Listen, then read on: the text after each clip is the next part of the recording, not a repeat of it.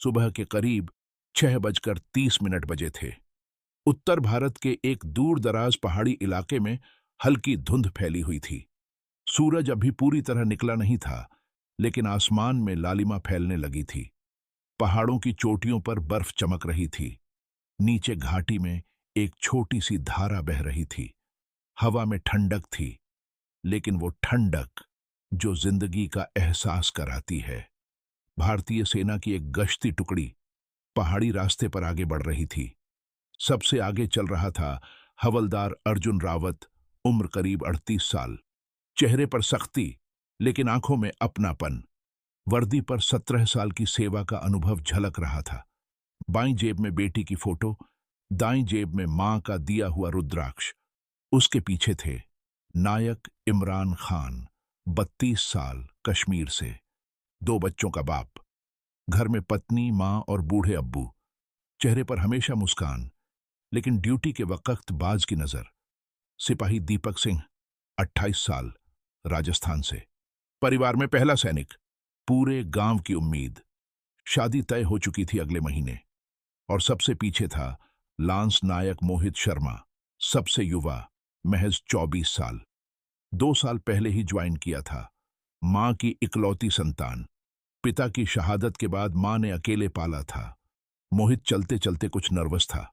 उसने कंधे पर लटकी राइफल को ठीक किया और बोला, हवलदार साहब, इस बार छुट्टी पक्की है ना? मां ने बोला है, अगर इस बार नहीं आया तो वो खुद यूनिट आ जाएंगी। अर्जुन ने पीछे मुड़कर देखा, हल्का सा मुस्कुराया।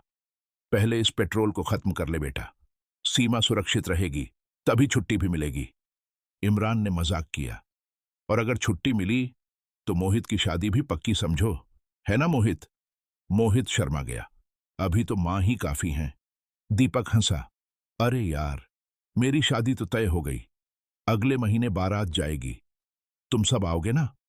अर्जुन ने कहा, बिल्कुल आएंगे, लेकिन शर्त यह है कि पहले तुम मेरी बेटी की बर्थडे पर आओगे, 17 तारीख को। इमरान ने चिढ़ाया, साहब, आप तो हर साल यही बोलते हो, फिर खुद ही ड्यूटी में फंस जाते हो।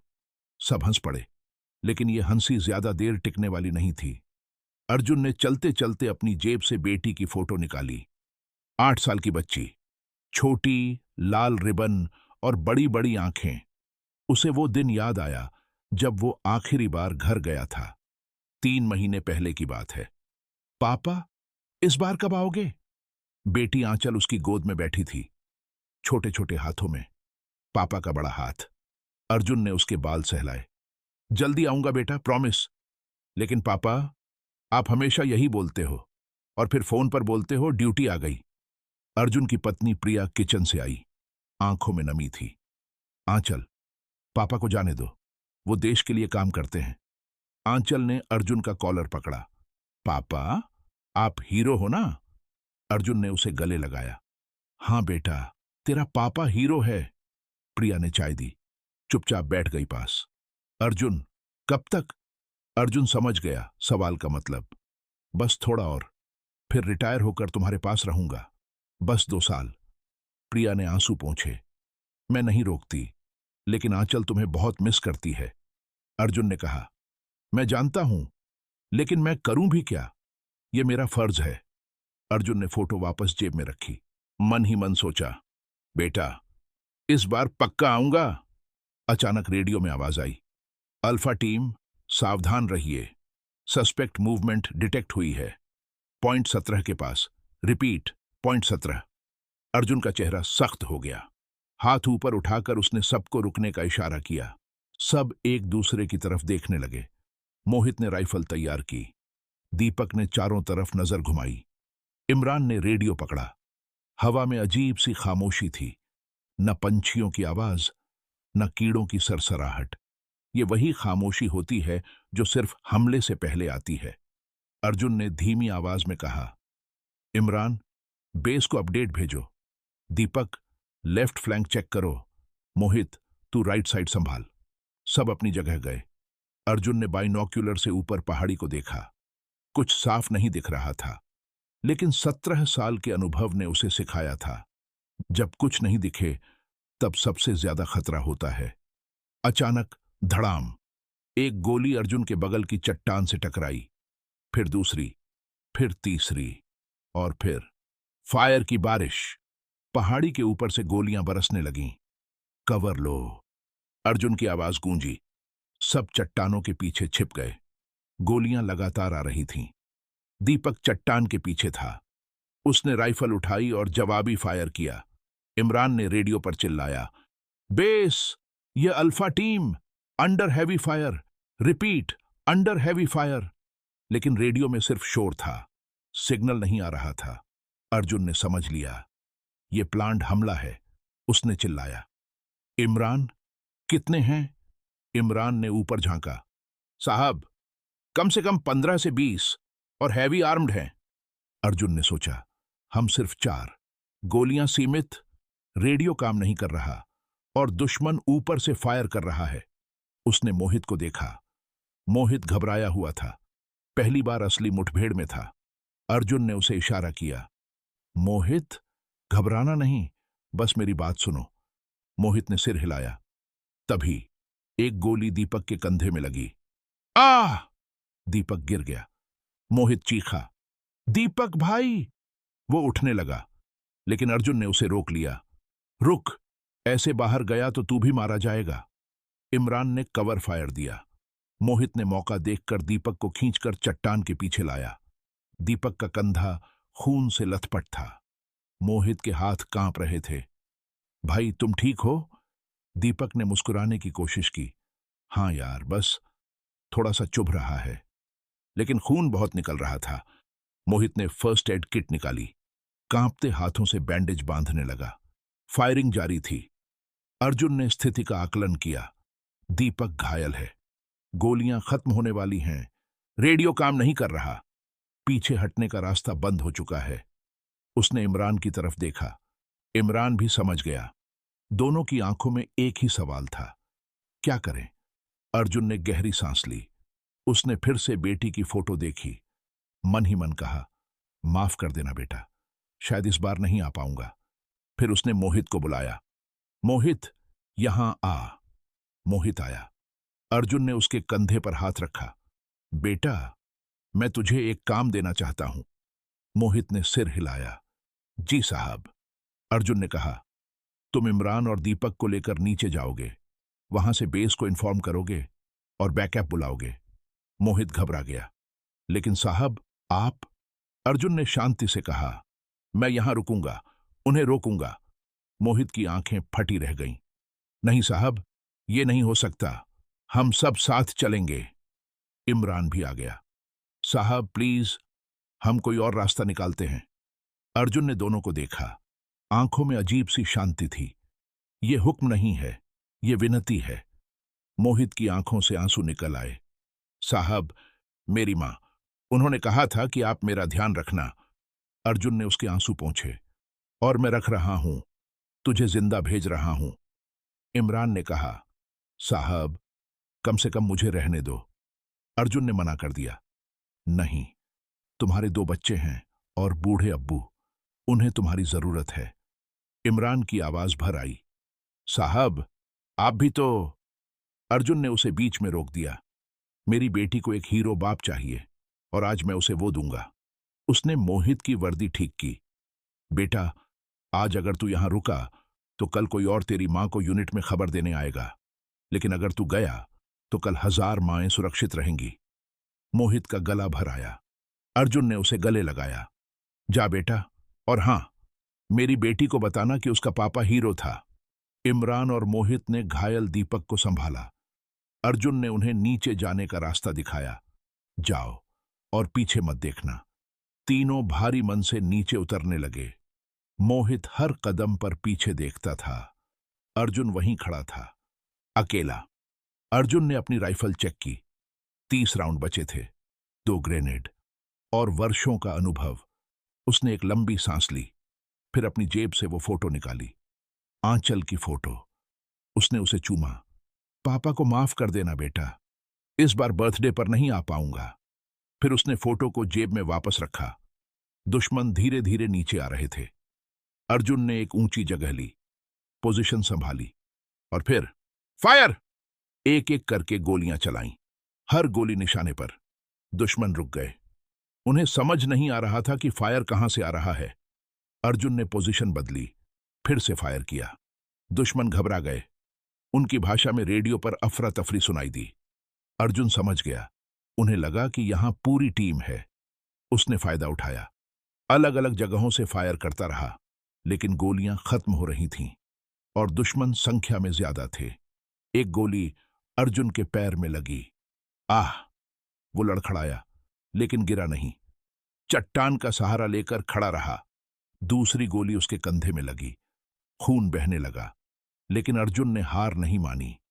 आखिरी गोलियां चलाता रहा। उसी समय उत्तराखंड के एक छोटे से गांव में मोहित की मां सरस्वती देवी पूजा की तैयारी कर रही थीं। घर के बाहर तिरंगा लगा था। आंगन में तुलसी के पौधे के पास दिया जलाया, हाथों में माला। आंखें बंद करके बेटे की सलामती की प्रार्थना कर रही थीं। पड़ोसन गीता आई। दीदी, इस बार तो मोहित आएगा ना?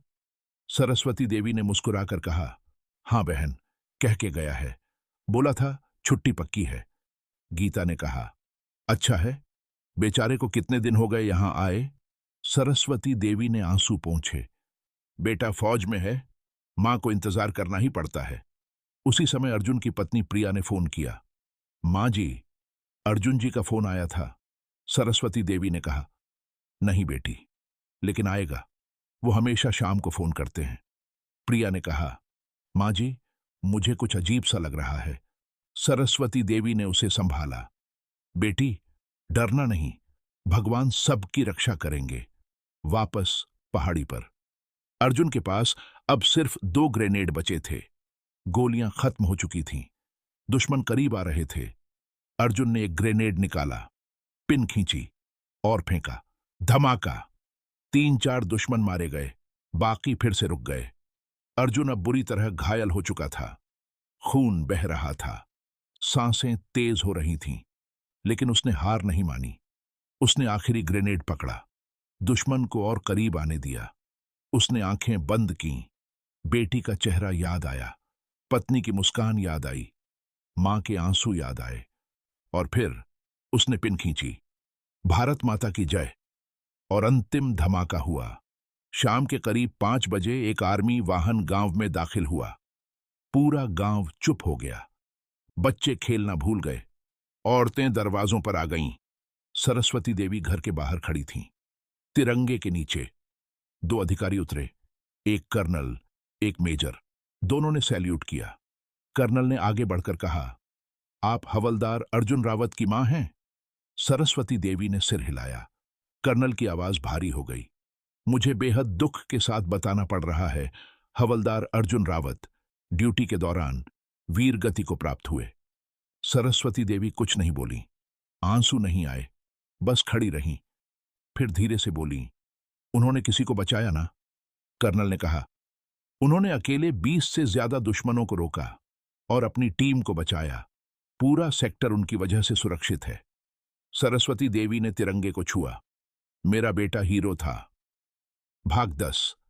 प्रिया और आंचल। उसी रात अर्जुन की पत्नी प्रिया को खबर मिली। वो रसोई में थी। फोन बजा। नंबर देखा, यूनिट से था। दिल बैठ गया, हाथ कांपने लगे। उसने फोन उठाया। हेलो। दूसरी तरफ से एक अधिकारी की आवाज आई। मैम, मैं कैप्टन राजेश बोल रहा हूं। मुझे बेहद अफसोस के साथ। प्रिया ने फोन गिरा दिया। घुटनों के बल बैठ गई। चीख निकल गई। आंचल अपने कमरे में होमवर्क कर रही थी। मम्मी की चीख सुनकर दौड़ी। मम्मा, क्या हुआ? प्रिया उसे गले लगाकर रोने लगी। आंचल ने पूछा, मम्मा, पापा कब आएंगे? प्रिया ने उसे और कसकर पकड़ लिया। अगले दिन पूरे गांव ने पहली बार आर्मी ऑनर के साथ अंतिम विदाई देखी। तिरंगे में लिपटा शरीर। पूरी यूनिट मौजूद थी। मोहित सामने खड़ा था, आंखें लाल लेकिन सीना तना हुआ। इमरान और दीपक भी थे। सरस्वती देवी ने शव को छुआ, आंखें बंद की। बेटा, तू अपना वादा निभा गया, अब आराम कर। गांव वालों ने नारा लगाया, भारत माता की जय, हवलदार अर्जुन रावत अमर रहें। आंचल ने तिरंगे को छुआ। पापा, आपने कहा था आप हीरो हो, अब सब बोल रहे हैं। प्रिया ने उसे संभाला। कुछ महीनों बाद सरकार ने उस पहाड़ी पोस्ट का नाम रखा, हवलदार अर्जुन रावत पोस्ट। मोहित अब उसी पोस्ट पर तैनात है। हर सुबह सलामी देता है। अर्जुन की तस्वीर पोस्ट में लगाई गई है। मोहित मन ही मन कहता है, साहब, आपकी ड्यूटी आज भी जारी है। इमरान अपने बच्चों को अर्जुन के बारे में बताता है। बच्चों, तुम्हारे अब्बू आज जिंदा हैं तो सिर्फ एक आदमी की वजह से। दीपक की शादी हो गई। उसने अपनी बीवी को कहा, तुम्हारे पति की जान बचाई थी एक शख्स ने। उसका नाम था हवलदार अर्जुन रावत। 1 साल बाद आंचल स्कूल में स्पीच दे रही है। विषय है मेरा हीरो। वो मंच पर खड़ी है, हाथ में पापा की फोटो। मेरे पापा फौजी थे। वो हमेशा कहते थे कि हीरो वो नहीं होता जो फिल्मों में दिखता है। हीरो वो होता है जो दूसरों के लिए अपनी जान दे दे। मेरे पापा ने अपनी जान दी, लेकिन सैकड़ों लोगों को बचाया। मैं अपने पापा से मिल नहीं पाऊंगी, लेकिन मुझे गर्व है, क्योंकि मेरे पापा असली हीरो थे। पूरा हॉल खड़ा होकर तालियां बजाता है। सरस्वती देवी और प्रिया आंसू पोंछती हैं, लेकिन ये आंसू गर्व के हैं। फौजी मरता नहीं है, वो बस जिम्मेदारी में बदल जाता है। कुर्सी, ताकत और पद सब अस्थाई हैं, लेकिन जो वर्दी के लिए जिया, वो इतिहास बन जाता है।